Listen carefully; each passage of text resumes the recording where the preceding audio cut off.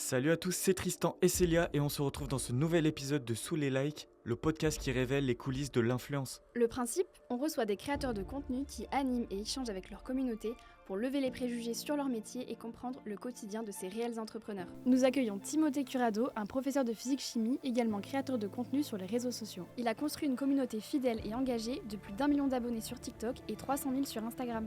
Une personne authentique et inspirante, dévouée à faire évoluer les mentalités sur des sujets qui lui tiennent à cœur. Quand je fais des vidéos sur l'acceptation de soi, sur l'homophobie, la transphobie, des choses comme ça, j'ai toujours des commentaires. J'espère que mon enfant n'aura jamais un prof comme ça. Vous allez le découvrir sans filtre dans un épisode touchant et sincère. J'ai pas pu faire mon coming out quand je le voulais. Ça s'est très mal passé. Première fois que j'ai vu mon père pleurer. Un parcours dont l'ascension est aussi exceptionnelle qu'imprévue. Et un jour, il y a la vidéo qui fait tout balancer. Dit 3 millions de vues en 2 jours. Un BFM TV qui m'appelle, après Le Monde. Pour plonger en toute transparence dans son univers et sa vie d'influenceur. Il y a une différence entre ce que vous voyez sur les réseaux sociaux et la réalité. Ça m'est arrivé déjà de faire une story en mode j'espère que vous allez bien, puis après je pose mon téléphone et je pleure. Et il y en a beaucoup qui pensent qu'on devient riche en devenant influenceur, mais c'est pas sans rien faire en tout cas. Là où deux mondes se rejoignent pour éliminer les sujets tabous. Quand il y a un élève qui vient vous voir et qui vous dit monsieur, je voulais vous remercier parce que grâce à vos vidéos, j'ai été capable de dire à mes parents que j'étais gay. Même si ça arrive pour un élève sur 400, on a gagné son année. Au fait, cette vidéo est sponsorisée par l'agence Start It Up.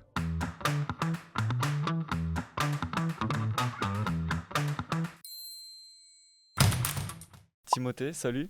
Je suis Salut. très content avec Célia de t'avoir très content de t'avoir aujourd'hui. Aujourd'hui dans ce podcast. Avant de rentrer un peu dans le détail et de parler un peu de tes activités dans le monde de l'influence, j'aimerais que tu nous dises un peu ce que tu fais en 30 secondes, que tu te définisses un peu pour que les gens y comprennent qui tu es, ce que tu fais en 30 secondes et après on rentrera un peu plus dans le détail. Vas-y, 30 secondes. Je m'appelle Timothée, donc je suis prof de physique-chimie avant tout. Ça, c'est ma première passion. Et ensuite, j'ai réussi à développer de la création de contenu. Donc, je fais aussi des vidéos principalement sur TikTok et Instagram. Okay. Et je dis jamais non à une opportunité. Donc, non, celle-là. Non, avant d'être sur les réseaux aussi, j'étais en agence de mannequinat, donc j'ai fait un petit peu de mannequinat. Okay. Et mais c'est vrai, quand on me demande de me définir, j'aime bien dire avant tout que je suis prof de physique-chimie, parce que c'est vraiment ça qui a amené tout le reste, en fait. Okay. Je crois que ta passion pour devenir professeur, elle t'est venue super tôt, non ? Tu me dis si je me trompe, mais je crois que dès l'âge de 5-6 ans, tu voulais déjà que tes parents, je crois, ils t'achètent déjà des petits tableaux pour que tu fasses comme si tu étais le maître ou la maîtresse. En fait, j'ai pas le souvenir d'avoir eu envie de faire un autre métier. Okay. Ouais. Dès que j'avais la notion déjà il faudra faire un métier plus tard, je crois que j'ai tout de suite dit...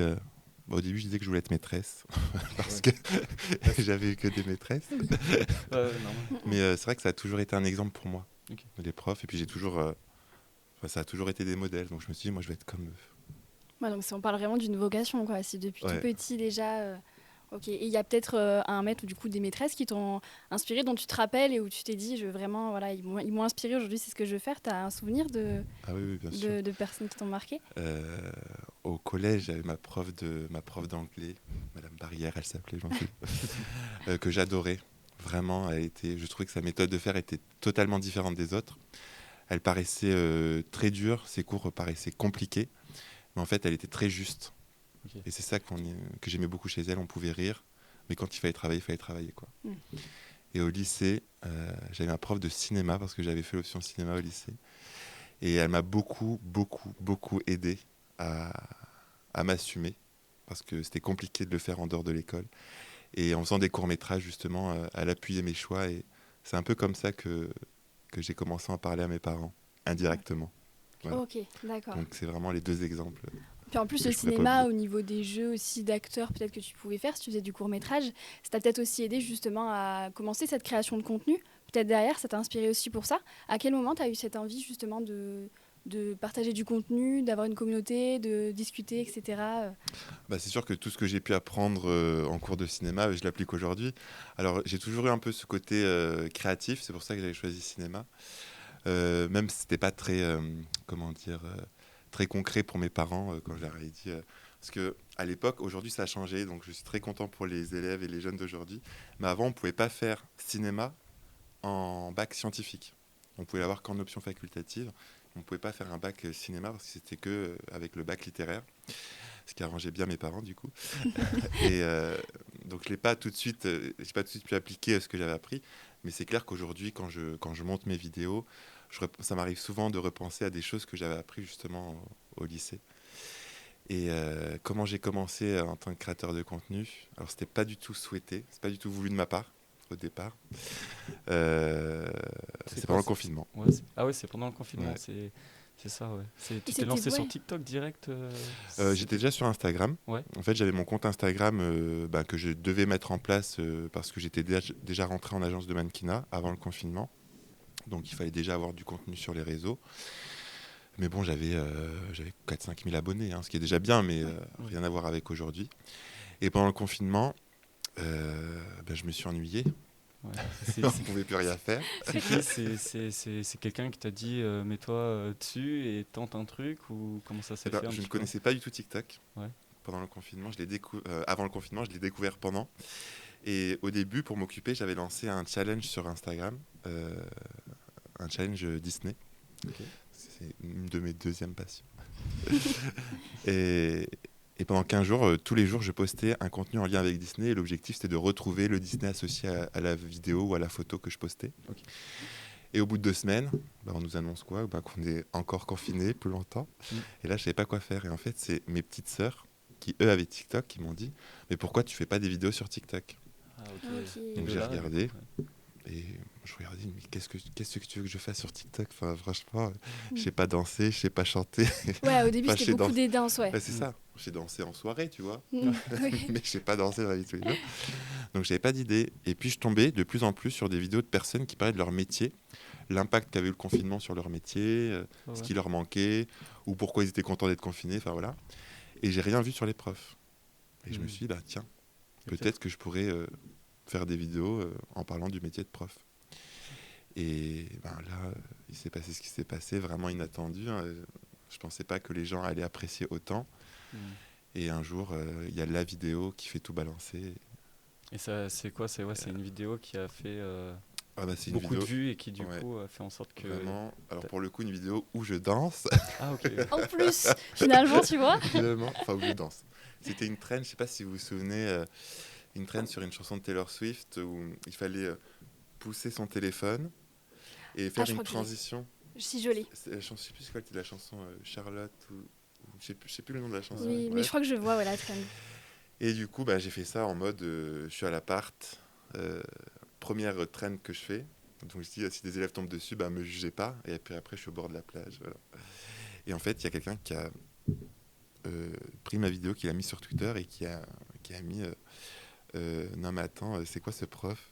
Ouais. Et alors là, c'est parti, 3 millions de vues en 2 jours. Ah ouais, quand même. Le lendemain, BFM TV qui m'appelle, après Le Monde.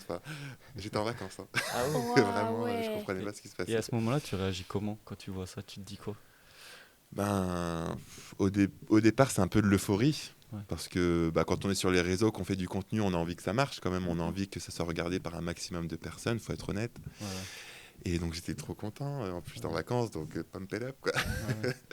Ouais, vraiment. Et après, ça redescend. Ouais. Et là, on se rend compte. En fait, on se rend compte que maintenant, à partir du moment où tout ce qu'on va poster va être regardé par beaucoup plus de personnes. Quand il y a les médias qui commencent à s'intéresser à ce qu'on fait, encore plus. Ouais. Donc, tu te rends compte vraiment de la chose là. Tu te rends compte que ton image elle est publique et qu'elle est regardée par Exactement. beaucoup de monde et que ça a pris. Et surtout que, moi, quand je m'étais lancé comme ça en public, j'avais pas pensé à l'après. Et donc là, une des questions que je me suis posée, c'est mais attends, s'il y a plusieurs centaines de milliers de personnes qui regardent mes vidéos, ça veut dire que mes potentiels futurs élèves aussi auront vu ce que... Oui, c'est ça. Et du coup, comment est-ce que tu as eu des réactions du coup de la part de tes élèves même si on était en période de confinement, est-ce que tu as senti du coup que leur regard avait un peu changé ? Pendant le confinement, pas trop, parce que ça s'est vraiment passé... vraiment, ça a commencé à exploser pendant l'été, après le confinement. Et c'était surtout à la rentrée de septembre. Je me suis dit comment ça se passait quand j'arrivais au lycée. Et en fait, non, je me suis vraiment stressé pour rien. Parce que pour les élèves, j'étais toujours... devant eux, j'étais prof. Et c'est toujours le cas aujourd'hui. En fait, ça n'a pas vraiment changé. Alors bien sûr, ils le savent, mais la posture est différente Ouais, quand je suis sur les réseaux, quand je suis en salle de classe. Et contrairement à ce qu'on peut croire, les élèves sont bien plus matures vis-à-vis des réseaux que certains adultes. Donc ils vont souvent attendre les vacances scolaires pour me dire monsieur, on peut faire un TikTok ou monsieur, vous me parlez de ça. Ou alors ils ont vu un TikTok que j'ai fait, ils ont peut-être reconnu la situation parce que je parle souvent de mes élèves, donc forcément il y en a qui reconnaissent les situations. Et parfois ils vont me lancer un petit pic ou pendant le cours, mais on leur rigole 5 minutes. ouais. Mais c'est ce que j'allais te demander. J'allais te demander si tes élèves, en fait, ils faisaient vraiment la différence entre Timothée, professeur en classe, et Timothée, professeur sur les réseaux, s'ils font pas trop de différence, ou si tu ressens qu'en fait, c'est normal, il y a pas vraiment cette différence. Comment toi tu le ressens Alors vis-à-vis de... il y a une différence. Ouais, J'ai noté une différence entre le avant-après, ouais, mais une différence positive. ok. Et c'est ça aussi que j'essaye de mettre en avant, parce que quand on essaye d'innover dans la façon d'apprendre, surtout dans l'éducation nationale, Mm. on est toujours très, comment dire, on va, euh, on va faire attention, on va plutôt penser à ce qui peut être négatif, et on va tout de suite avoir un peu un recul, et on va parfois même s'empêcher d'innover, Ouais. alors que pas du tout, parce qu'en fait, mes cours, enfin je trouve que mes cours ne se sont jamais aussi bien passés, et surtout, moi ce qui me marque, c'est que les élèves euh, viennent me dire des choses, sont capables de me dire des choses que j'aurais jamais imaginées.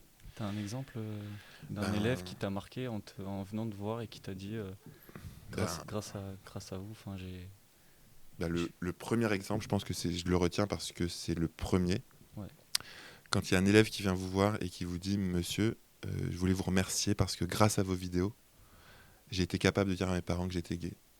ça c'est ouf. Ouah, c'est fort Et quand ça c'est même. bien Ouais. ça, Même franchement. si ça arrive pour un élève Ouais, ouais, sur 400, enfin, on a gagné son année. ouais. Et je pense que euh, sans la liberté de parole que je peux avoir sur les réseaux, eh ben, il y a cette barrière quand même entre les profs et les élèves qui est importante. Hein. Je ne dis pas qu'il faut totalement l'enlever, mais savoir que les élèves ont la confiance nécessaire pour pouvoir venir nous parler, ça, je trouve que c'est incroyable. Et c'est vraiment ça que je retiendrai de la différence entre le avant-après. Ouais. Et ça, tu penses que sans les réseaux, euh, ça aurait pas été possible? Alors, ça pourrait être possible, mais ça Ouais, serait peut-être pas fait aussi rapidement, je pense, parce que ça fait que 8 ans que j'enseigne, ouais, ouais. c'est pas énorme non plus. Et quand on commence à enseigner, c'est nous euh, qui choisissons de mettre une frontière avec les élèves parce qu'on a peur, quand on commence à enseigner, on a peur de ne pas se faire respecter, on a peur de ne pas réussir à gérer une classe. Donc automatiquement, on va être peut-être plus sévère, on va vouloir mettre de la distance. Ouais. Et en fait, très vite, j'ai pu laisser ça de côté parce que je me suis rendu compte qu'au contraire, quand on arrivait à mettre en place une relation de confiance, ça nous permettait d'avancer beaucoup plus vite. Au début, t'avais cette peur-là quand tu t'es lancé sur les réseaux, même quand t'as vu que ça prenait de l'ampleur, de qu'on voit ton vrai visage, en fait, qu'on remarque vraiment qui tu es. Est-ce que t'avais cette voix dans ta tête qui te disait faut pas que je dévoile tout, faut pas que je montre vraiment qui je suis, que je me cache un peu. Et au final, les réseaux, tu t'es dit bon, c'est fait de façon et j'y vais et je m'assume comme je suis. De toute façon, il y a toujours ce moment de stress. Ouais, Voilà, quand on dit quelque chose ou quand on a fait quelque chose, comment est-ce que les gens vont le percevoir? Donc oui, bien sûr, je me suis posé ces questions. ouais. Et en fait, c'est les élèves qui m'ont rassuré. Ok, ah ouais, c'est eux directement. Parce que je me suis vraiment dit, quand je les ai vus, Ouais. et que je voyais que... je me dis, en fait, j'étais trop bête, quoi. Vraiment, j'étais trop bête. Donc, finalement, ils ont eu la maturité d'aller outre. Et finalement, comme c'est quelque chose qui est, comme tu l'as dit tout à l'heure, finalement, des fois, c'est plus les adultes qui sont critiques parce que eux, c'est pas vraiment leur environnement, c'est pas vraiment leur quotidien. Et alors qu'aujourd'hui, pour nous, c'est quasiment normal d'être sur les réseaux Bien et sûr. tout le monde l'est pratiquement. Je pense que tu dois avoir un cadre quand même quand tu es professeur.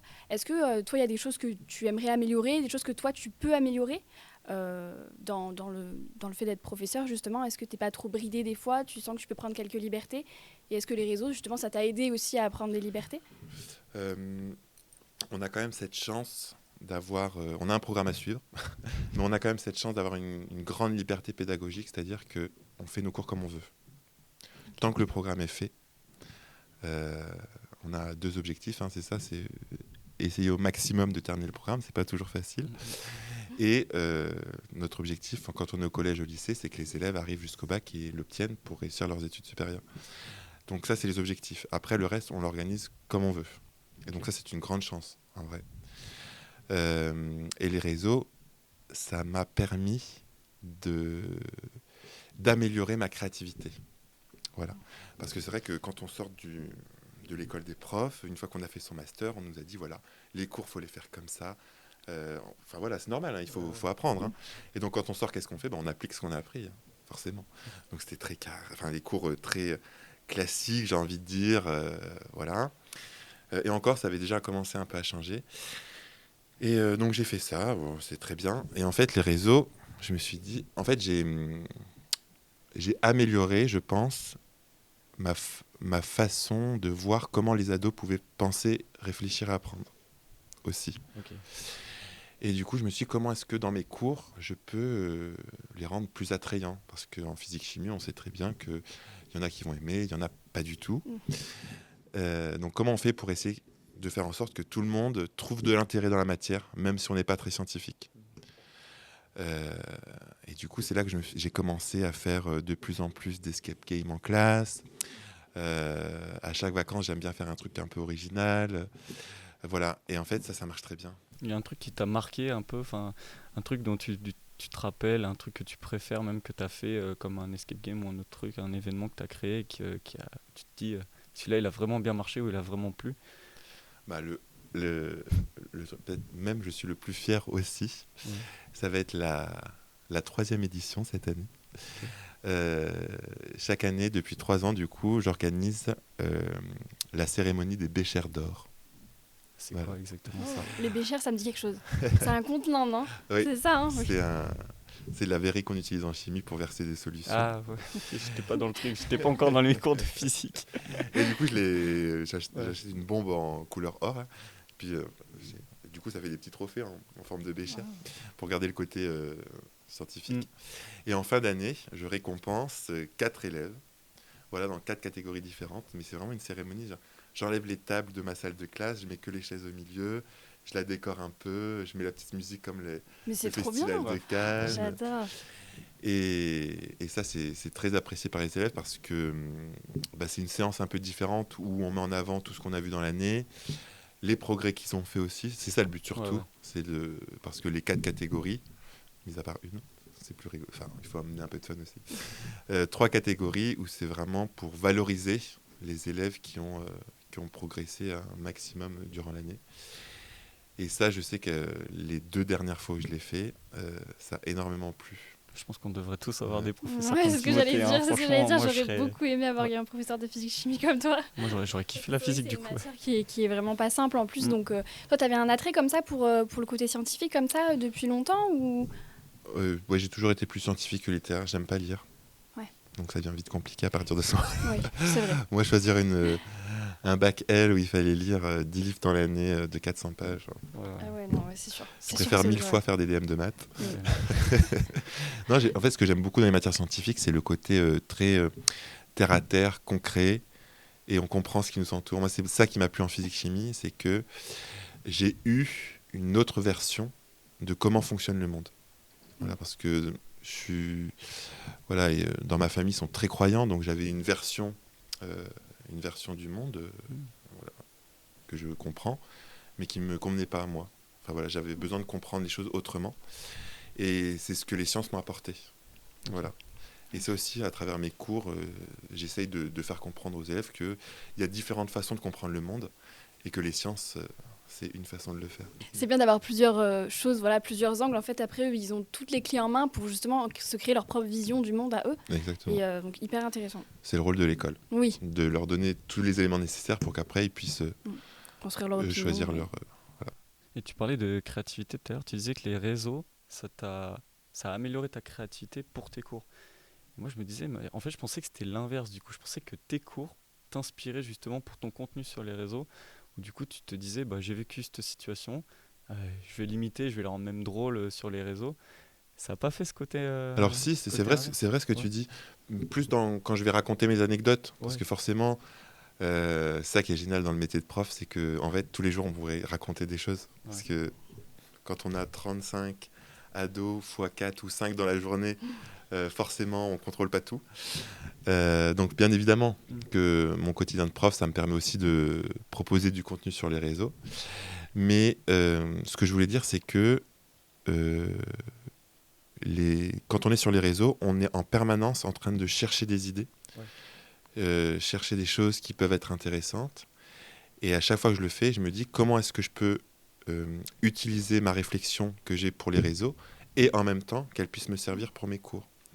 Et je propose beaucoup de choses aujourd'hui dans mes cours différentes parce que justement, sur les réseaux, j'ai cette réflexion de bon, alors, quelle idée on peut avoir, qu'est-ce qui fonctionne bien aujourd'hui, qu'est-ce que les jeunes recherchent.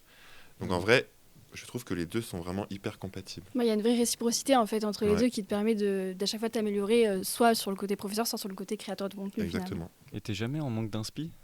Si, ça m'arrive. Tu fais comment du coup Ça m'arrive en fait souvent pendant les vacances. Et ben ouais, parce que du coup, Et t'as pas de oui. cours. Ouais. Ouais. Parce qu'en vrai, c'est vraiment ce qui m'inspire énormément, c'est vraiment quand je suis avec les élèves, quand je suis avec mes collègues. C'est ça en fait qui va me donner les idées. Et c'est vrai quand je suis en vacances, alors en général, j'arrive à tourner mes vidéos en avance pour ma première semaine. Mais souvent, entre les 2 semaines de vacances, c'est là que je me dis, qu'est-ce que je vais pouvoir faire? Et en fait, au début, je me mettais beaucoup de pression. Ouais. Voilà, parce que quand on voit que ça marche, on n'a pas envie que ça s'arrête. Donc en fait, on se met une pression énorme. Ouais. Et là, maintenant, ça va faire 2024, ça va faire 4 ans bientôt, déjà. Et oui. Ça va faire 4 ans. Et en fait, j'ai pris beaucoup de recul aujourd'hui. Et aujourd'hui, vraiment, je me dis, j'ai pas envie de me prendre la tête. Tant pis, aujourd'hui, je fais rien. C'est pas grave. Ou alors, j'ai découvert quelque chose où je me suis commandé, je sais pas, un nouveau t-shirt que j'attendais avec impatience. Je vais dire, vas-y, je vais partager ça. Ça peut aussi être intéressant. Donc parfois, oui, les gens trouvent ça intéressant, parfois pas du tout, mais c'est pas grave. Je l'ai juste partagé parce que j'avais envie de le faire. Et le fait de faire les choses juste quand on a envie de les faire, ça, j'ai mis du temps à le comprendre. Ok. Ouais. Tu t'en es rendu compte comment et quand? Est-ce que tu as un souvenir de ça? Je m'en suis rendu compte l'année dernière, surtout. Non, c'est assez récent. Ouais. Ouais, l'année dernière surtout parce que je faisais trop de trucs. Ok. Du coup, vraiment, je vais pas dire que j'ai fait un burn-out, mais pendant les vacances de la Toussaint l'année dernière, c'était trop quoi. Ouais. Pendant une semaine, j'ai plus rien fait du tout. Et là, je me suis dit, tu peux pas te mettre comme ça. C'est quelque chose que t'adorais. Là, tu te mets trop de pression, tu commences à plus aimer ce que tu fais. Ça va se ressentir dans des vidéos forcément. Donc, fais les choses juste parce que tu as envie de les faire et pense pas au reste. Et je pense que c'est aussi ça qui fait que mes vidéos durent un peu dans le temps. Parce qu'au départ, franchement, je pensais que ça allait durer 3 mois. On fait un buzz, puis dans 2 semaines, personne n'en parle, c'est terminé. Et je pense que ce qui plaît aussi, c'est justement parce que je fais les choses quand j'ai envie de le faire ou quand j'ai des choses à raconter. Et voilà, je ne veux plus me forcer, en tout cas, à me dire non, il faut absolument que tu postes 2 vidéos aujourd'hui. Il faut que tu fasses ça tous les jours parce que l'algorithme, il n'est pas content. Enfin, je pense qu'il faut aller au-delà de ça, mais c'est pas forcément évident au départ. Ouais. Aujourd'hui, tu as une grosse communauté quand même. Enfin, au total, tu comptabilises un peu plus de 2 millions de followers sur tous tes réseaux. Ouais. Donc ça fait quand même une grosse communauté. Tu sais si ta communauté, elle est particulièrement jeune ou particulièrement plus âgée, ou si vraiment t'as de tout, si c'est hyper mix. Tu sais un petit peu ça, vu que tu es avec des élèves souvent. Ouais. Je me dis, il y a peut-être que des élèves qui le suivent. Ou... tu vois ce que je veux dire? Alors, Il y a je peut-être pense que tout. c'était le cas au début. Enfin, ça dépend du réseau social aussi. Je pense qu'au début, j'ai beaucoup été suivi par les jeunes. Ouais. Aujourd'hui, c'est toujours des jeunes majoritairement sur TikTok, mais pas du tout sur Instagram.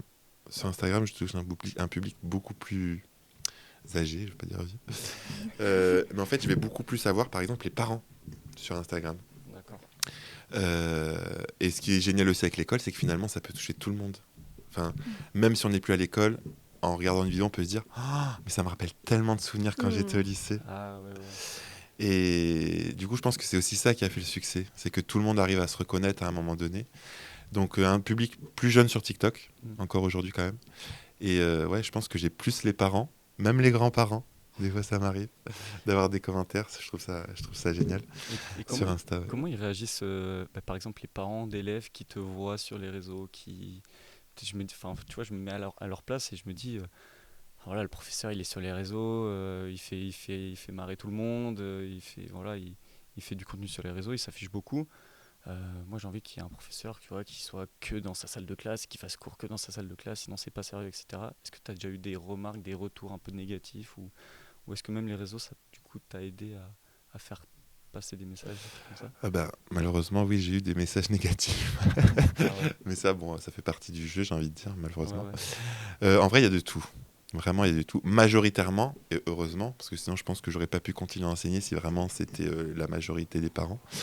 Mais la grande majorité trouve ça original, sympa. Ah ouais, ok, ouais, Enfin, voilà, c'est vraiment. Il y en a pour qui ça pose aucun souci, tant que quand je suis en classe, je fais mon cours et qu'à la fin, ils ont appris ce qu'il fallait apprendre et qu'ils ont leur bac. Finalement, en dehors, pour eux, tu fais bien un peu ce que tu veux.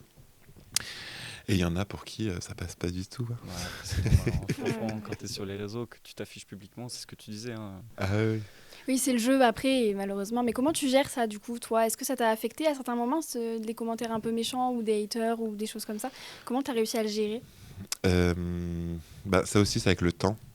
Parce que, en vrai, les remarques négatives, tant qu'elles proviennent pas de personnes qui ont de la valeur à mes yeux, je m'en fous. Je veux dire, quelqu'un qui te connaît pas, te dit c'est nul ce que tu fais. Ok. Oui, Quand c'est ton meilleur ami, c'est pas pareil. Oui. Voilà. Ouais, c'est sûr. Donc en vrai, voilà. Mais au départ, quand même, ce qui m'attristait beaucoup, et ça aussi, avec le temps, on apprend à gérer, c'est dès justement qu'on remettait en question mes capacités à enseigner. Ça, c'était les remarques qui m'affectaient. Parce que Ça avait pour rien moi, à ça voir. n'avait rien à Ouais, voir. ouais. Bah oui, bien Voilà. sûr. Et puis, les une remarque positive, ça permet de compenser 10 remarques négatives. Donc finalement, on prend du recul et puis franchement, aujourd'hui, je m'en fous. Et le mieux même, c'est quand quelqu'un te critique, que tu as son élève en classe et que finalement, il change d'avis. Ouais. Que ça aussi, ça arrivait. Ça, oui. Et du coup, beaucoup d'appréhension au début, hein. Quand je savais Oui. que ça allait arriver, je me suis dit, ok, là j'ai un parent qui me déteste, comment ça va se passer? Et puis finalement, très bien, très bien. Donc ça aussi, on se dit, bon bah voilà, c'est facile de juger, mais quand on se rend compte finalement de la réalité, on se dit, bah, peut-être que on est allé un peu trop loin dans le jugement et que finalement on a jugé sans connaître. Donc voilà. Et oui, pour les haters, c'est ça qu'il faut avoir comme recul, et ça s'apprend en fait.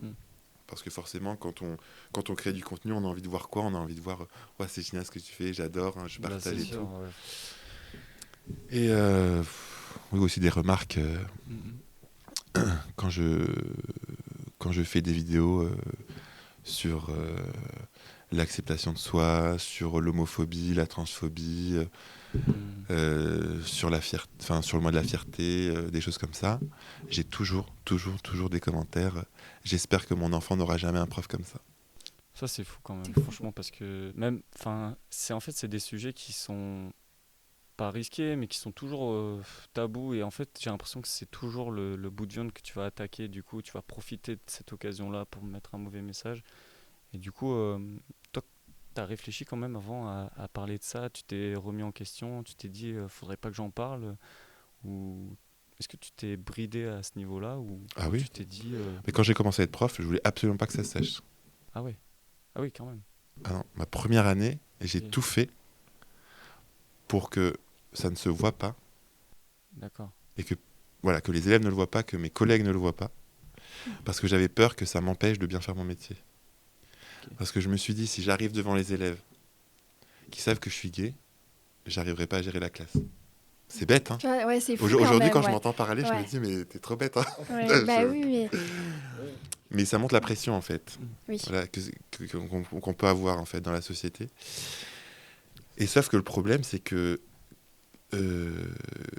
quand j'ai commencé sur les réseaux et que je me suis rendu compte du mal-être qu'avaient les ados, je me suis dit, mais attends, là, il y a un souci, là.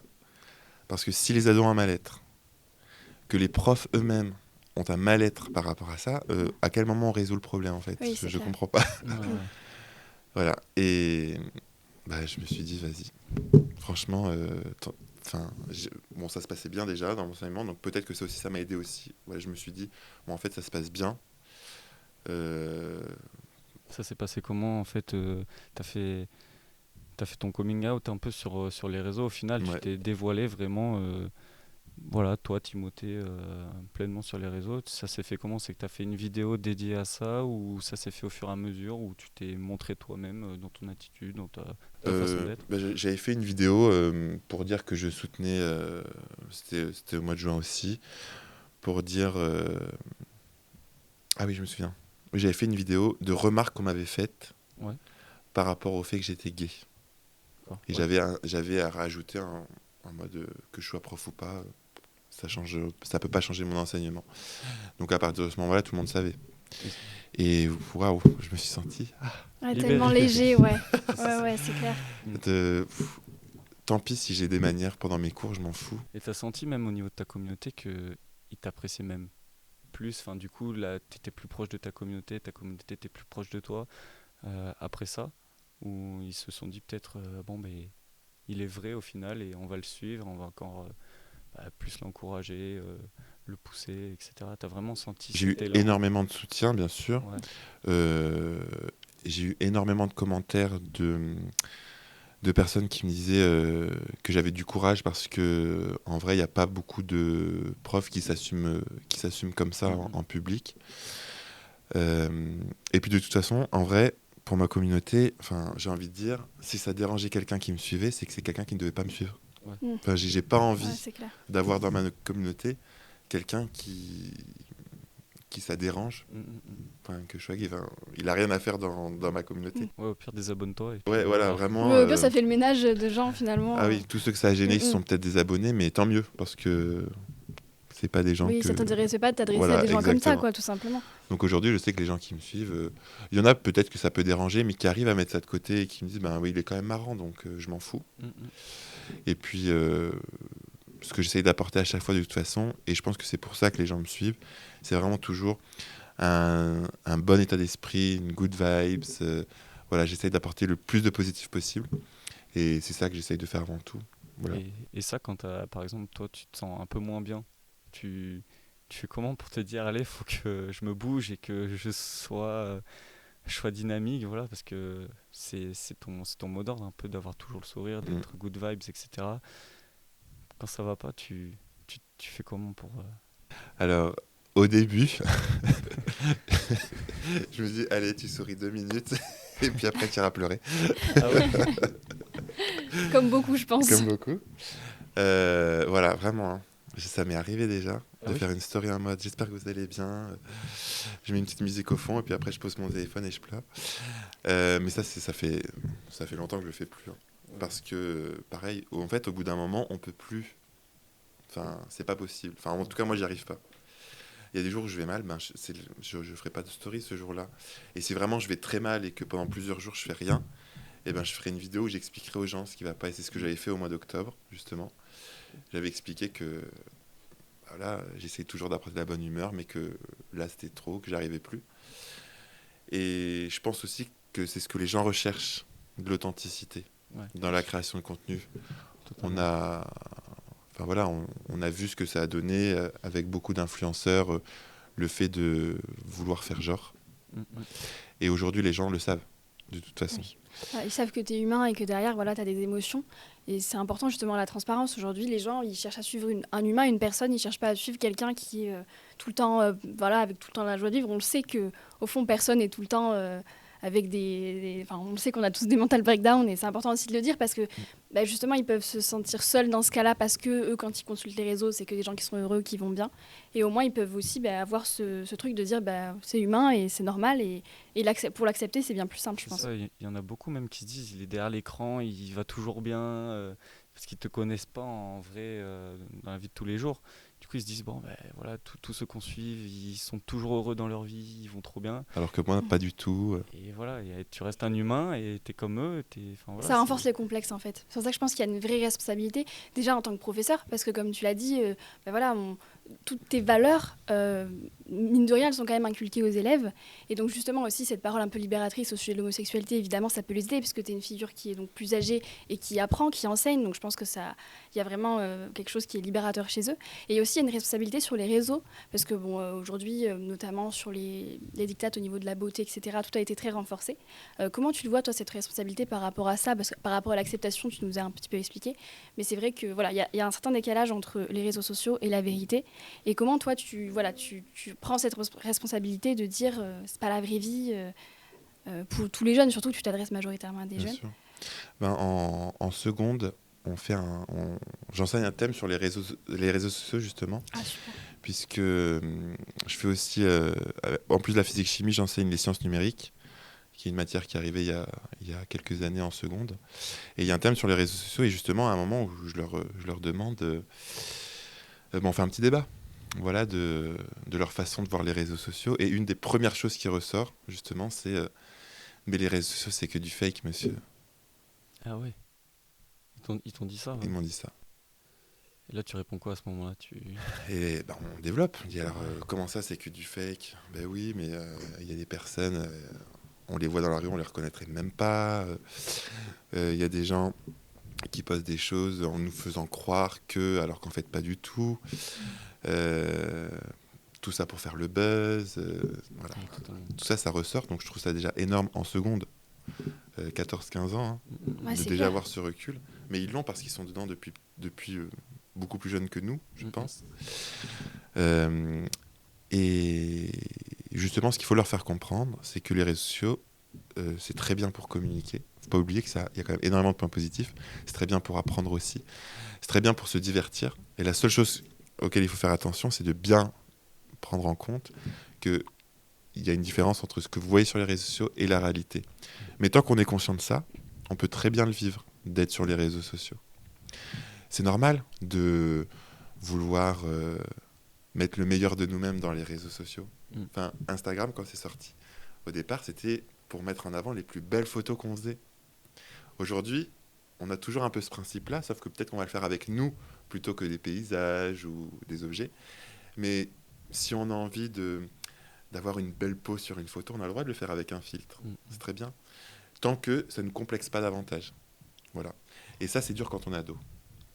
Ouais, surtout Ça, adolescent quand on se construit ça, et c'est tout. pas évident. On apprend à le comprendre, mais c'est pas évident. Mais c'est pour ça que si on commence à avoir ce genre de discours dès la classe de seconde, eh ben, ça va leur permettre justement de décomplexer par rapport à ça. Non, mais t'inquiète pas, enfin, je veux dire, c'est normal d'avoir des points noirs, c'est normal d'avoir des pores sur la peau. Une police, ça n'existe pas dans la vraie vie. Ah, vous êtes sûr? Oui, oui. Ah, d'accord. Bon. Non, mais c'est important de le dire. Voilà. Et je pense que si on a cette sensibilisation-là, eh ben, on enlève énormément de complexes. Pas tous, mais c'est les graines qu'on plante.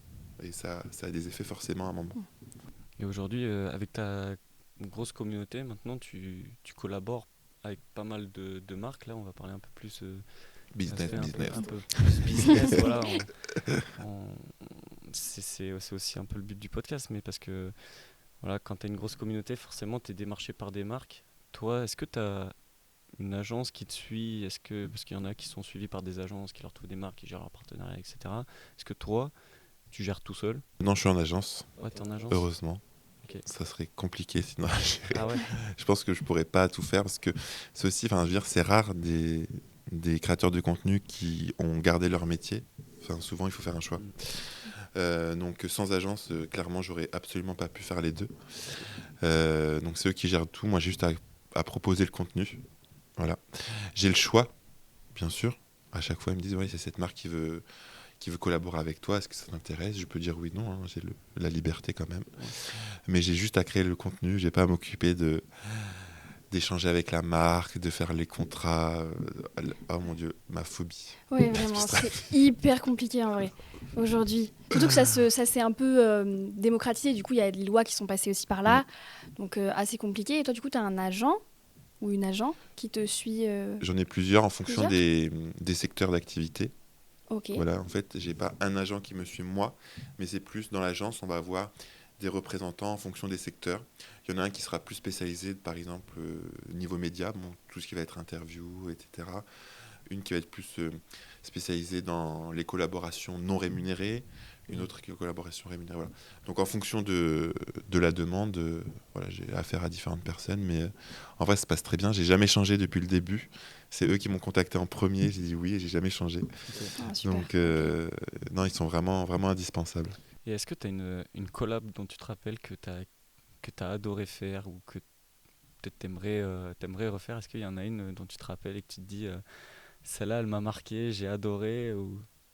En vrai, j'aime bien toutes mes collabs.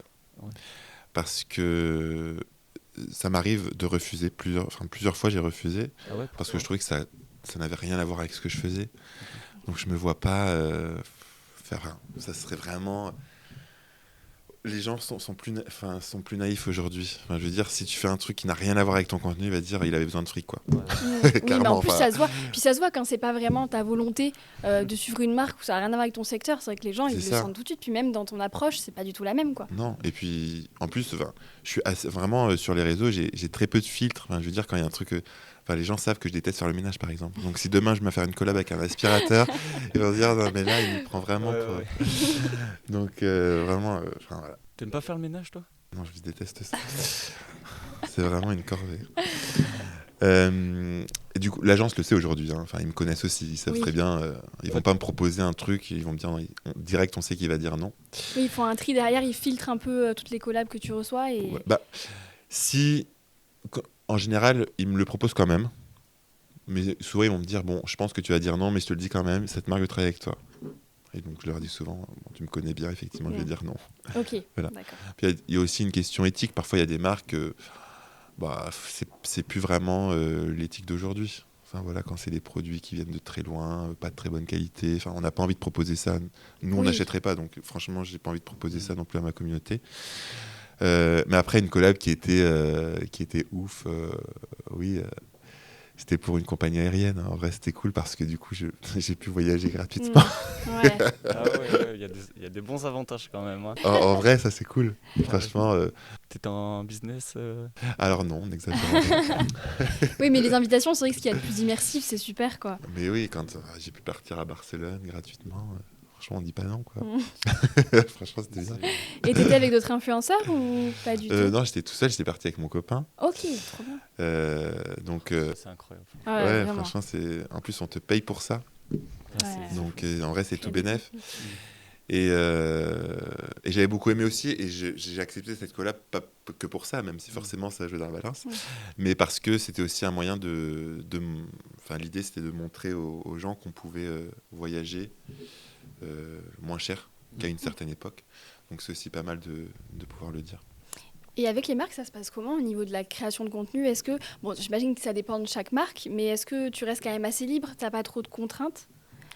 Souvent, quand une marque est intéressée par ton contenu, c'est parce qu'ils aiment ce que tu fais. Donc souvent, ils vont te dire, on aimerait bien que vous représentiez la marque, mais avec votre touche à vous, comme d'habitude. En fait. Donc c'est vrai qu'on est assez libre. Parfois, oui, il y a des marques qui vont dire, vous faites comme vous voulez, par contre, il faut qu'il y ait ça. Donc finalement, c'est pas vraiment comme vous Oui, voulez. ouais, c'est ça. Ils essaient de tourner le truc un peu en mode. Ouais, c'est ça. Ok. Mais souvent, ils nous contactent parce que justement, ils aiment notre contenu sur les réseaux. Donc ils disent, ça serait bien qu'il fasse une vidéo comme il a l'habitude de faire, mais pour nous. Voilà. Ok. Donc c'est ça qui plaît. Donc c'est vrai qu'on est assez libre. C'est un peu plus surveillé dans le sens où on représente quand même une marque, donc il faut que ce soit assez carré. Il y a des choses qu'on a le droit de dire, d'autres choses qu'on n'a pas le droit de dire, des choses qu'on a le droit de montrer, des choses qu'on ne peut pas montrer. Il faut que ce soit validé. Si c'est pas validé du premier coup, il faut remodifier certaines choses. Donc c'est normal. Mais bon, après, c'est comme un métier, j'ai envie de dire. Hein. Oui, Ça marche après, pas toujours c'est du le premier jeu, coup. oui. Et voilà, on Et fait des retouches. Aujourd'hui, c'est ta principale source de revenus ou tu en as d'autres à côté? Est-ce que tu vis vraiment de l'influence de tes collabs ou tu as d'autres sources de revenus à côté Je pourrais vivre que de ça. Ouais. Oui. Après, pareil, les nombres de vues sur les réseaux, maintenant, c'est rémunéré par les plateformes directement. Ouais. Donc, en plus des collabs. Ça t'a permis d'entreprendre aussi, du coup, à côté, en fait, ce métier-là de l'influence, ça t'a permis d'entreprendre dans d'autres projets, du coup, qui marchent actuellement. Oui, aussi. Ouais. Mais je lâcherai jamais mon métier de prof. malgré tout. Oui, bah, on le sent Toujours, si c'est en plus une vocation dès le début.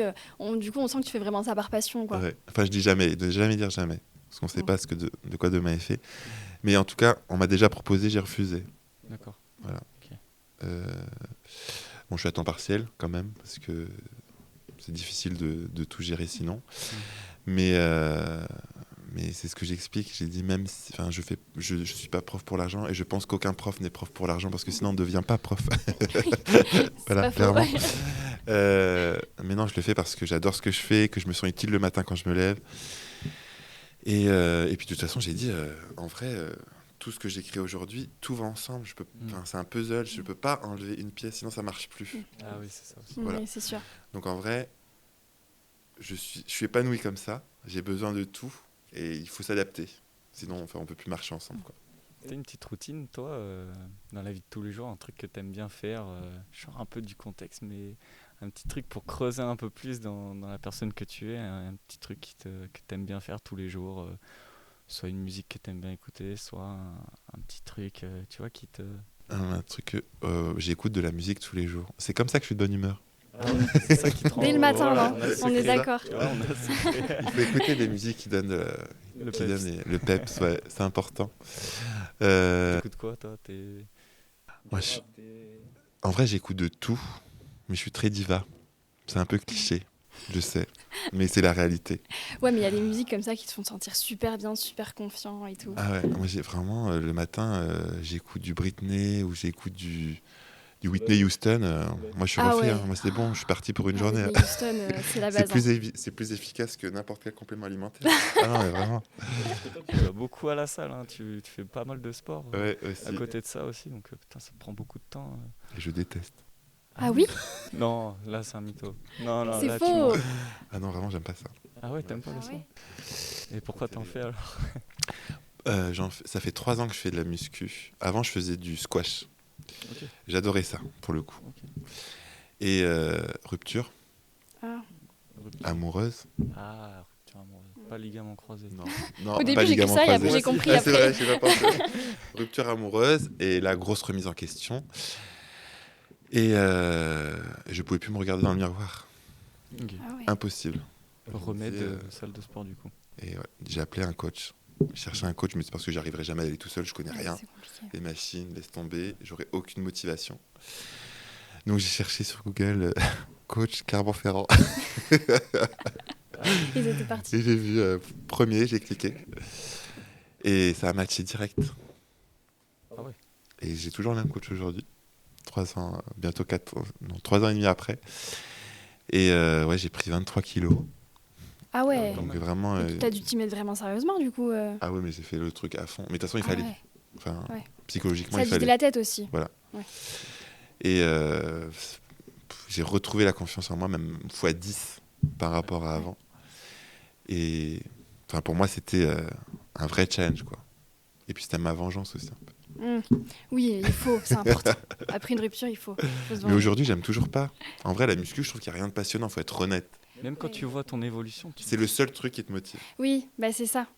Quand tu vois tes progrès. fini et ton tout. programme. Après, j'aime bien faire un shooting justement pour bien le voir et surtout que les photographes ils arrivent toujours à mettre encore plus en valeur que dans le miroir. Après, tu as les photos, tu dis ah ouais, ok, ça valait le coup. J'allais parler de ton contenu sur les réseaux, parce que je sais que ça fait beaucoup parler, le fait que tu te mettes, enfin voilà, que tu montes ton corps un peu sur les réseaux. Est-ce que tu peux nous en parler un peu là de tes retours sur les commentaires que tu peux recevoir? Je sais que ça fait beaucoup parler, etc. Donc comment tu l'as vécu ça pourtant, enfin voilà, tu le montres parce que tu es fier de toi, c'est normal, t'as raison, donc comment tu l'as vécu un petit peu ça? Bah, au début, en vrai, je me posais pas de questions. Ouais. Je me disais, bah, ils sont pas contents, tant pis. Sauf que, à chaque fois que je postais une photo en sous-vêtements ou torse nu, je perdais 1000 abonnés. Ah oui, c'est Voilà, énorme. dans la Ah ouais. journée. Donc au bout d'un moment, on dit bon, il va quand même falloir réfléchir, comprendre pourquoi et tout. Et du coup, j'ai essayé d'en parler un peu plus en détail avec mes amis et tout, et ils m'ont dit, ils m'ont donné un très bon argument, et c'est ce qui m'a aussi fait évoluer. Donc parfois les critiques peuvent aussi nous faire grandir et nous faire évoluer. C'est pas toujours des choses à mettre à la poubelle. Et ils m'ont dit, tu sais que tu as beaucoup de jeunes qui te suivent. Donc imagine, tu as un gamin de 14 ans qui te suit parce qu'il aime tes vidéos. Il est sur Insta et il tombe sur une photo de toi en sous-vêtements et il y a sa mère à côté. Ah ouais, d'accord. Ok, Je peux comprendre que ça puisse être gênant. Ok. Et ça, j'y avais pas du tout pensé au début. Donc en fait, j'ai un peu revu ma façon de faire. Et finalement, c'est aussi les gens qui décident la direction que tu dois prendre. Et aujourd'hui, les gens qui me suivent sur Instagram, ce ne sont absolument pas les gens qui me suivaient avant le confinement. Parce qu'avant le confinement, je mettais que des photos. Bon, pas que en sous-vêtements et en torse nu, mais je faisais vraiment que des photos shooting, quoi. Et aujourd'hui, j'en fais beaucoup, beaucoup, beaucoup moins parce que les gens qui me suivent ne me suivent plus pour ça. Ouais. Voilà. Donc, c'est quelque chose que j'aime malgré tout. Donc, je le fais toujours de temps en temps, mais beaucoup moins qu'avant. Avant, c'était 2 fois par semaine que je postais des photos. Là, j'en poste une photo torse nu une fois tous les 3 mois. Quoi. Ouais, pour montrer un peu le pour montrer t'es mannequin aussi. Donc, voilà, exactement. Donc, les gens qui me suivent savent. Voilà. Et puis après, sinon, voilà, je sais par exemple que sur Twitter, les gens qui me suivent, c'est parce que justement, ils veulent voir le côté mannequinat. Donc, ah oui, tu as des réseaux quand même où voilà, ta communauté, elle préfère. Et tous ceux qui aimaient sur Insta ouais. et qui ont vu que je le faisais plus, m'ont dit mais comment ça se fait, c'est dommage, moi j'aimais bien, c'était des super belles photos. Et du coup, je leur ai dit, j'ai changé. Du coup, j'ai fait ça je fais ça sur Twitter maintenant. Et quand j'ai des collabs avec des marques de sous-vêtements, des choses comme ça, je leur dis direct, ok, mais par contre, ce sera plus pour Twitter, à voir Instagram en fonction des photos. Mais voilà, j'ai pris du recul aussi par rapport à ça. Donc, j'ai aussi évolué et j'essaye de faire en sorte que tout le monde puisse avoir son contenu. Et chaque communauté est différente sur chaque réseau finalement. Exactement. Il faut apprendre à connaître sa communauté et savoir ce dont elle a besoin. Ouais. Donc les critiques ne sont pas toujours forcément achetées à la poubelle. Donc, mais important d'avoir l'avis de ses amis quand même. C'est toujours bien d'avoir un entourage comme ça. Ouais. Toi, ça t'as pas perdu d'amis, soit qui comprenaient pas ce que tu faisais, justement avec l'influence. Est-ce que t'as perdu un peu des gens autour de toi qui comprenaient pas Non, j'ai toujours eu mes amis depuis la fac en fait, parce que mes meilleurs amis aujourd'hui, je les ai rencontrés à la fac. Mais il y a eu un temps d'adaptation.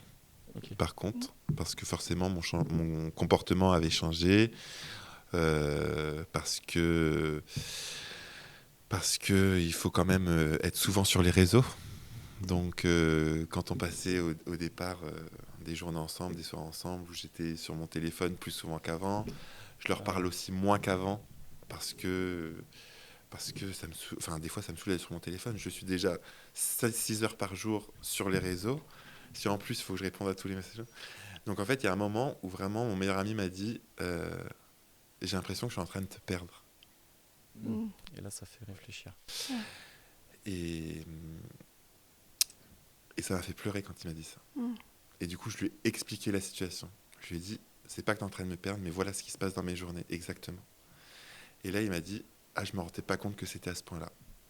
Et en fait, même si on ne se parle pas tous les jours, on s'appelle une fois dans la semaine. Et en fait, ça nous va très bien comme ça. Voilà. Ouais. Mais il a fallu s'adapter aussi. Voilà. Et parfois, il faut expliquer, parce qu'on n'ose pas expliquer comment ça se passe. Ou... Vraiment, le quotidien d'un créateur de contenu, c'est... Enfin, j'ai pas envie de dire que c'est comme une mère au foyer, mais on ne se rend pas compte du travail que c'est, du nombre d'heures que ça prend. Et même ses amis s'en rendent pas compte parfois. Donc il faut prendre leur temps de leur dire. Et au début, je voulais pas parce que j'essayais de tout gérer. J'essayais qu'ils s'en rendent pas compte parce que j'avais pas envie que ça change. Mais en fait, parfois, il faut que ça évolue et c'est pas forcément quelque chose de négatif. Est-ce que les gens, ils ont compris autour de toi, ta famille, ton métier en fait? Est-ce qu'ils se sont dit, il est créateur de contenu, c'est bon, il peut venir de temps en temps avec nous, il fait pas grand-chose, alors qu'en fait, créateur de contenu... Ça demande énormément de temps. Est-ce qu'ils ont compris directement ou, comme tu as dit, il fallait expliquer, mais comment ça s'est passé tout ça un petit peu Est-ce que même tes parents, ils ont compris ce que tu faisais? Oui, avec mes parents, c'est mes premiers fans. Ils te suivent sur les réseaux? Ah, mais ma mère, elle me suit à fond, hein. Ah ouais. Si un jour où je poste pas un truc, elle m'appelle, ça va et tout. Ah, mais vraiment, ma mère, elle est à fond. Non, avec mes parents, ça s'est toujours très bien passé. Et après, tu sais, on a déjà ce problème quand on est prof. Ah ouais. Parce qu'on nous dit souvent, mais c'est bon, travaille 18 heures par semaine, t'as 4 mois de vacances dans l'année, tu peux bien Ah, le venir quand même. cliché. Donc en fait, on a déjà ce souci de non, mais ça va, t'es prof. Et c'est vrai que créateur de contenu, c'est un peu pareil. Enfin, là aussi, je pense que ça change dans le bon sens. Aujourd'hui, de plus en plus, comme ça se démocratise, les gens se rendent compte quand même que c'est un vrai métier, même si pour certains, c'est pas encore le cas. Et ça, pareil avec les élèves. Enfin, je veux dire, quand je fais le thème sur les réseaux sociaux, forcément, j'ai des questions qui me sont destinées directement à moi. Et quand je leur explique que si peut-être eux, ils passent 30 secondes à regarder une vidéo, qu'il n'a pas fallu 30 secondes pour faire la vidéo. Ok. Et il y en a beaucoup qui pensent qu'on devient riche en devenant influenceur. Alors peut-être, hein, ça peut arriver qu'on devienne riche en étant influenceur, mais c'est pas sans rien faire en tout cas. Voilà, c'est énormément de temps d'investissement. Et je pense que d'avoir le soutien de ses amis et de sa famille derrière, c'est ce qui fait une grande différence entre un créateur de contenu qui va fonctionner dans le temps et pour quelqu'un à qui ça va durer moins longtemps. L'entourage, c'est hyper important. On en avait déjà parlé un peu, mais finalement, c'est ta première communauté, Oui. tes premiers fans. Et c'est vrai qu'il y a un peu des tabous sur l'influence aujourd'hui. Enfin, sur plutôt le fait de créer des contenus. Comme c'est quelque chose auquel tout le monde a accès, c'est vrai qu'on a une facilité à se dire bon, bah, c'est bon, il a publié une vidéo, en 2 secondes, il a fait ça, et maintenant, il a gagné telle somme. Il y a un tabou aussi au niveau de l'argent, Bien au sûr. niveau des collabs. Est-ce que toi, enfin, j'imagine qu'on a dû te poser plein de questions sur tes rémunérations, entre combien et combien, etc. Comment tu gères un peu ça aussi, ce tabou sur l'argent qu'il y a un peu en France, et surtout par rapport aux créateurs de contenu? En fait, je peux comprendre que ce soit pas forcément très bien vu, parce que au départ, quand j'ai eu ma première collab rémunérée, euh, j'ai vraiment une partie de moi qui m'a dit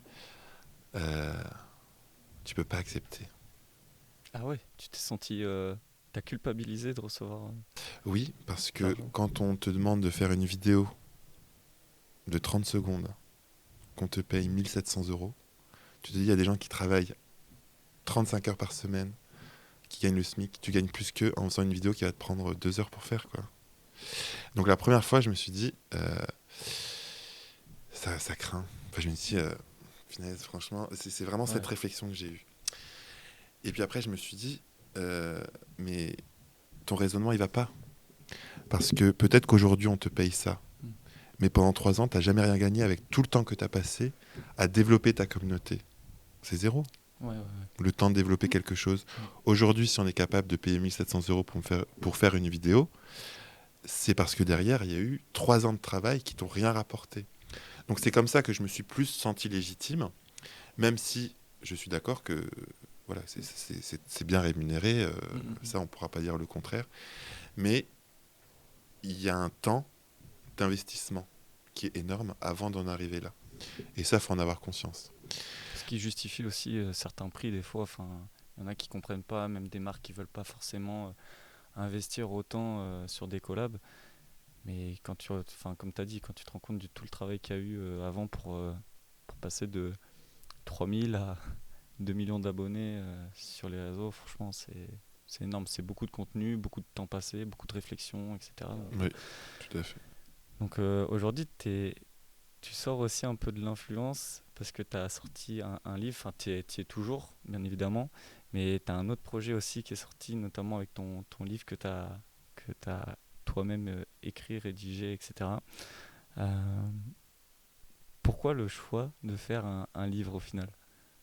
Alors que j'aime pas lire. Alors que t'aimes pas Très lire? bonne en question. plus. Exactement, c'est ce que tu as dit tout à l'heure. Je voulais en parler, je me suis dit on va quand même garder ça pour plus tard parce que je voulais en parler. Eh ben, en fait, j'avais pareil. En vrai, c'est bizarre parce que je dis ça à chaque fois. J'ai peut-être une bonne étoile, je ne sais pas, mais à chaque fois, j'ai rarement l'ambition de faire quelque chose, mais j'ai souvent l'opportunité de faire quelque chose. Et en fait, jamais je m'étais dit que j'allais écrire un livre. Enfin, vraiment, c'était.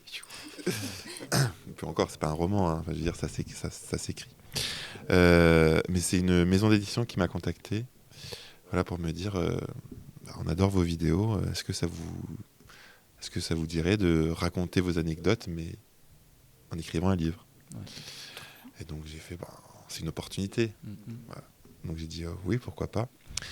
Même ça a été assez compliqué parce que même si c'est pas un roman, que je raconte juste des anecdotes, c'est un travail, écrire, c'est des choses que j'aime pas trop, c'est pas trop mon truc, quoi. On a récupéré le livre du coup que tu as sorti, Les super perles de prof, donc voilà, où tu as tout illustré en fait en un seul livre. Et ça t'as pris combien de temps pour rédiger ce livre?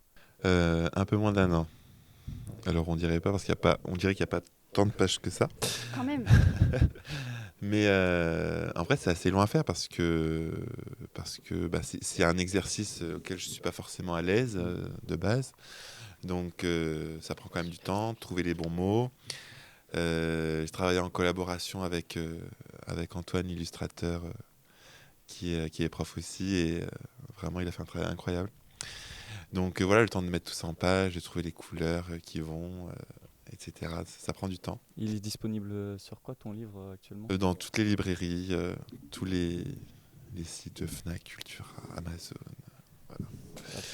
Et du coup, là, on va un peu parler de tes futurs projets. Est-ce que tu as un projet là qui va sortir dans les mois qui suivent? Est-ce que tu en as un là en particulier dont tu t'aimerais parler? Un très très beau projet. Un très beau projet. Presque 2 ans de travail pour le coup. C'était beaucoup plus long, puisque je vais avoir la chance de monter sur scène pour faire mon premier spectacle. Trop bien. Ouais, à partir du mois d'octobre. Donc, ça sera où? Gros challenge. Ça va être une tournée dans toute la France à partir du mois d'octobre. Et, Ah ouais. ouais, et j'ai C'est une absolument. exclue, là, ou... C'est une exclue, mais en fait, ça va être annoncé la semaine prochaine. Donc, pense que ça sera plus une exclue quand ça va sortir. Ah oui, non, ça le sera plus. Okay. Mais sur le coup, on peut dire que c'est une exclue, mais bon. Mais j'ai jamais dit encore en interview. Ok. Voilà. Et la première se fait à Clermont. Ça, j'ai insisté pour que ça se fasse à Clermont parce que c'est ici où tout a commencé. Donc je voulais absolument que ça soit ici. Tu as grandi à Nevers. J'ai grandi à Nevers, en Bourgogne. Et ça fait combien de temps que tu es à Clermont, du coup? Alors j'ai fait mes études à Clermont. Ouais. Après, je suis parti à Paris, comme beaucoup de profs en début de carrière. Ah. Et j'ai eu de la chance de revenir très vite à Clermont. Et tu es attaché maintenant à Clermont et... C'est une ville que j'aime beaucoup parce que je trouve que c'est une ville qui a taille humaine. Il y a plein de choses, sauf le TGV. Voilà. Oui, il manque juste ça au final. Il manque juste ça. Parce que 3h30 pour aller à Paris, c'est quand même long quand il n'y a pas de retard. Et donc ta première tournée ça commence à Clermont, quoi. Ouais. Ça sera 28 et 29 septembre. Okay. Et après, je pars un peu partout en France.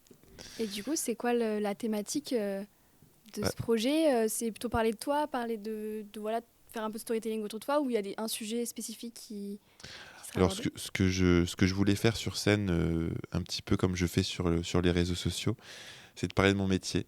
Voilà, le présenter avec plus de légèreté, avec un peu plus de modernité, avec humour toujours. Donc l'idée, c'est de vraiment valoriser le métier. Voilà, pourquoi pas donner envie à d'autres, de montrer ce qu'est la réalité du terrain aussi, toujours avec humour.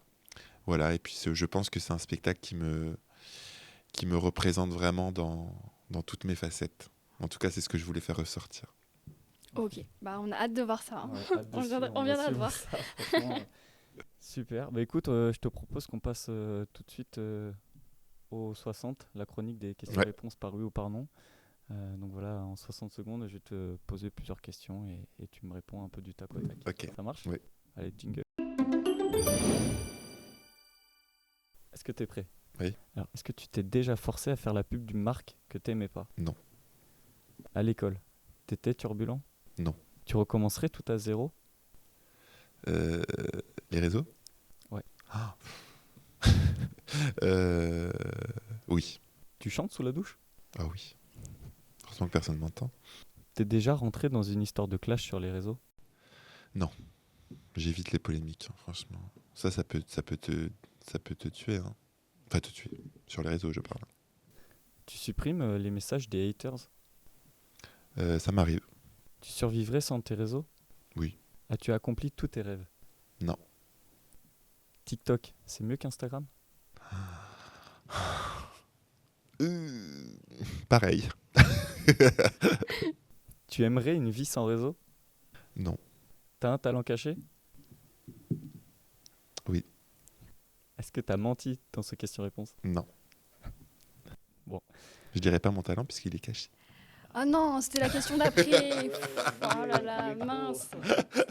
En plus, vraiment, quand t'as dit oui, j'étais là, bon, trop bien, on va pas poser la question. Ouais, ouais, non. Ton talent caché, c'est... Faut sortir avec moi pour le savoir. Faut sortir avec lui. Attention, beaucoup vont se bousculer. Attention. Bon, mais top. Du coup, maintenant, on va passer à la roue qui t'influe. C'est la dernière chronique. Donc, 3 débats. On tourne la roue et tu vas tomber sur un des sujets aléatoirement. Et on en parle 5 à 10 minutes ensemble. Ok. Allez, go. Vas-y. Voilà, donc quand tu es prêt, tu peux appuyer sur Start et ça va tourner et s'arrêter.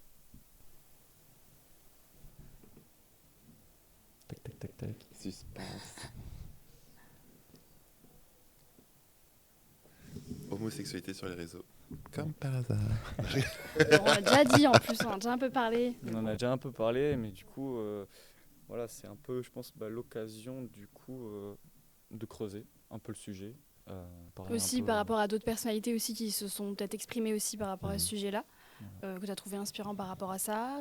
Comment aussi ça se transcrit aussi dans ta vie de tous les jours, aussi, finalement, réseau et vie réelle.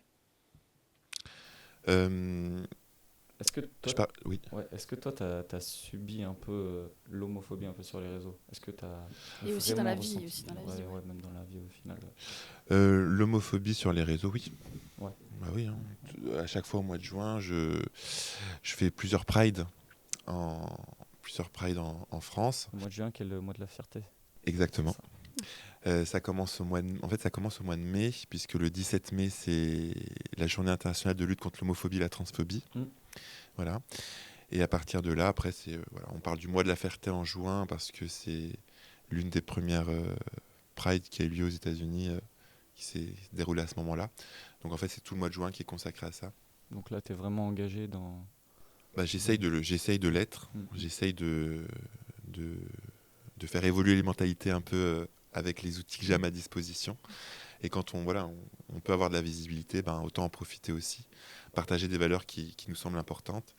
Et la lutte contre l'homophobie ou l'acceptation de soi, ça en fait partie.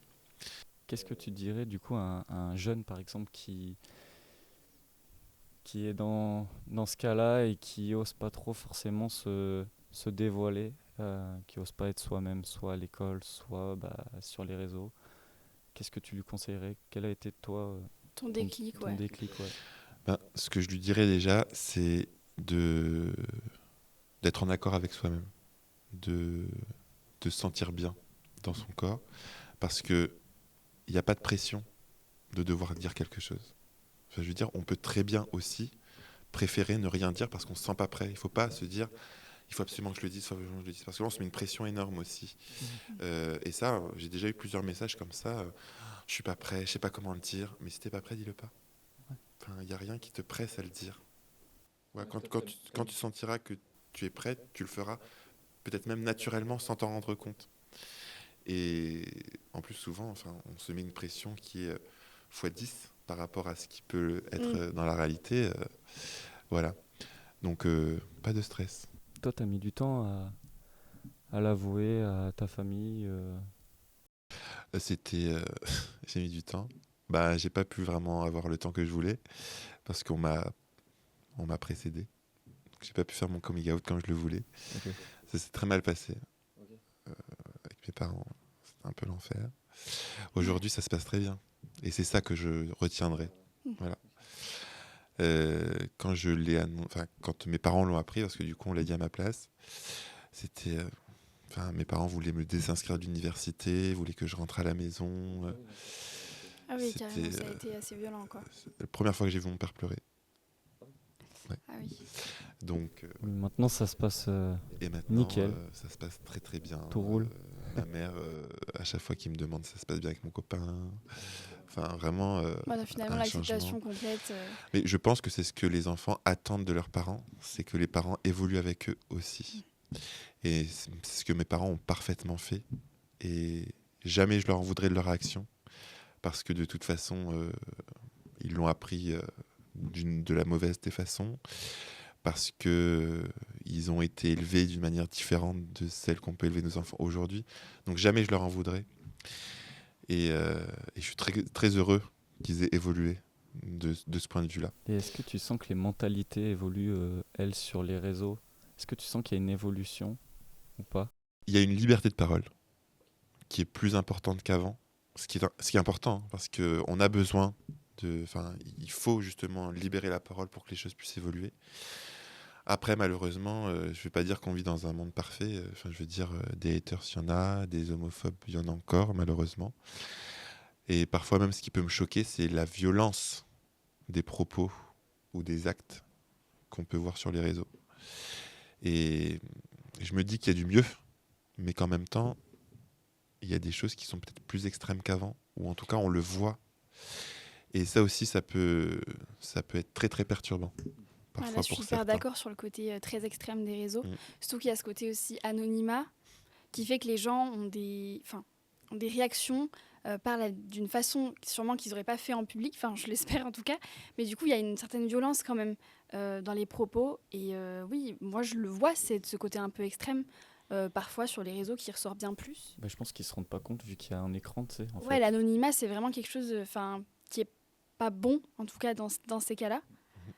Et puis même l'algorithme n'est pas bon dans ce cas-là. Ouais. Pourquoi ? Parce que je pense que l'homophobie ne devrait plus exister. Mm. Ok ? TikTok le sait.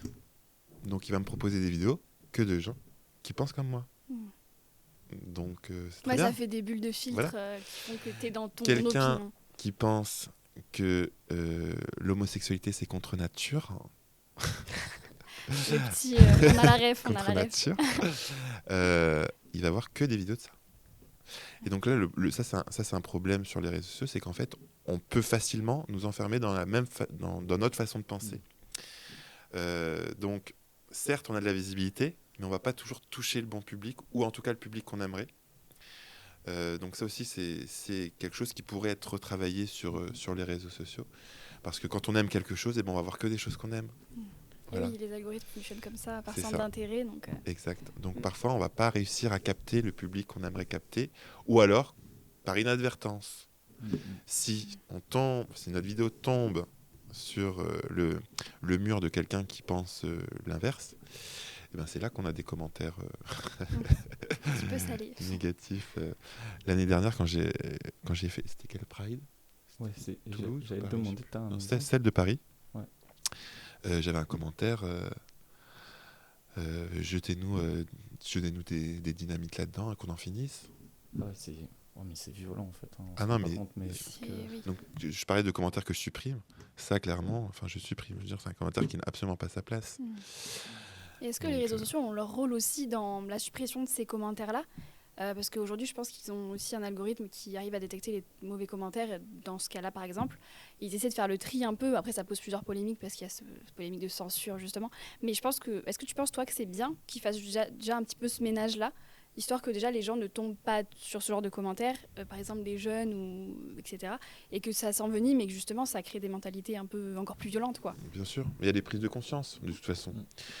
Puis, les plateformes sont de plus en plus surveillées, pointées du doigt. Donc, ils sont obligés de faire des choses. Et en vrai, en Europe, on a beaucoup de chance, parce qu'on est encore plus protégés que dans d'autres régions du monde par rapport à ça. Et c'est vrai que souvent, je vois, il y a des commentaires qui sont cachés automatiquement. Et après, c'est à nous de les valider ou pas. Donc, nous aussi, on a notre rôle à jouer. Mais on peut malheureusement pas, tout cacher. Si on veut insulter quelqu'un, on le fera sans que l'algo se rendra compte qu'on a mis quelque chose d'homophobe. Voilà. Souvent, on va remplacer une lettre par une autre, on va mettre un emoji pour... je sais pas si j'ai le droit de le dire. Non, mais par exemple, quelqu'un qui veut te traiter de sale PD, il va mettre un P et après il va mettre un D, un emoji en oui, D. ok, ouais, je vois. Tu vois, et ça, l'algo, il le détecte pas. Non, et oui, ils ont trouvé Tu vois. des choses Oui, qui font donc que... en fait, s'ils veulent, Ouais. s'ils veulent, toujours... il y aura toujours. Mm. Donc c'est aussi à nous d'être vigilants et de rappeler à tout le monde quand même que l'homophobie n'est pas une liberté d'expression, mais que c'est un délit. Oui, Voilà. en Donc plus. certes, il y a une liberté d'expression, mais n'oublions pas que c'est un délit. Voilà. Bah écoute, est-ce que tu as quelque chose à dire, un petit mot pour la fin, un truc sur lequel tu veux terminer J'ai juste parlé de mes parents tout à l'heure, donc je sais qu'ils vont regarder la vidéo. Donc, voilà, je voulais juste te dire, papa, maman, je vous aime. Merci d'avoir suivi ce podcast. N'hésitez pas à interagir avec nous via nos réseaux sociaux @agence-startitup sur Instagram, Facebook, LinkedIn et même TikTok, et à nous suggérer des créateurs de contenu que vous adorez.